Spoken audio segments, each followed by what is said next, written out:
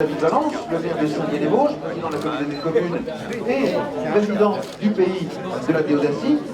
Il est accompagné par Antoine Compagnon, le grand témoin de cette 26e édition du FIG, par Tonino Bonacista. Monsieur le maire, on est à mi-parcours de cette 26e édition du FIG. Est-ce que tout se passe comme vous l'aviez imaginé? Tout ne se passe jamais comme on l'a imaginé. Il y a toujours des réglages de dernière minute à effectuer. Dans l'ensemble, je peux dire que c'est un beau festival de la vie générale parce que la fréquentation, notamment hier, a été très forte dès le début. Je pense que la météo y était pour quelque chose, mais aussi le thème qui a été un peu discuté ici et là, et notamment dans la presse. Et en réalité, on s'aperçoit que c'est un thème mobilisateur et surtout c'est un thème qui parle beaucoup aux jeunes. On connaît la notoriété du FIG, ce qui en fait de Saint-Dié une ville importante, mais est-ce qu'il y a d'autres retombées et quelles sont-elles ? Il y a des retombées économiques évidentes pour ce festival.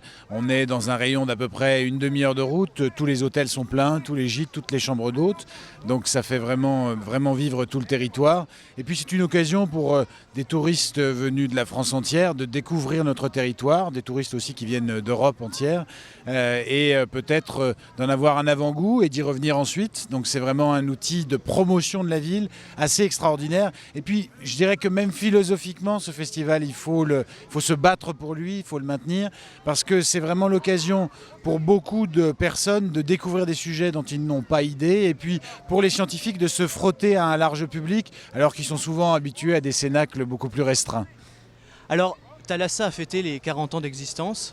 Est-ce qu'on peut un jour rêver d'un 40e FIG et célébrer un 40e FIG ici à Saint-Dié ? Il n'y a pas de raison, il n'y a pas de raison. Je ne sais pas si je serai toujours là dans 14 ans. Ça fait 2 septennats, donc c'est relativement long et ça ne correspond pas tout à fait au mandat des élus municipaux. Mais ce que je peux dire, c'est que je souhaite, quels que soient les uns et les autres, quel que soit ce qui peut arriver à cette ville, je souhaite que cette manifestation dure très très longtemps, le plus longtemps possible, parce qu'elle est devenue un outil de fierté pour la ville. Elle est devenue une façon pour les habitants, pour tout le secteur de la Théodacie, de se réapproprier l'histoire de la ville, parce que c'est l'occasion de mettre en lumière une histoire glorieuse, 1507, l'invention du nom d'Amérique. Donc quand le passé, le présent sont en coordination, eh bien on peut envisager le futur avec beaucoup de sérénité. David Valence, dernière question. L'imaginaire en politique, est-ce que ça peut exister ? Oui, quand on imagine, quand on construit un projet politique, quand on essaie de le faire partager par les habitants, il faut évidemment avoir de l'imagination. Alors, cette imagination, elle doit partir du réel, mais c'est bien l'idéal qui doit nous guider, c'est bien l'imagination qui fait lever la patte de la réalité.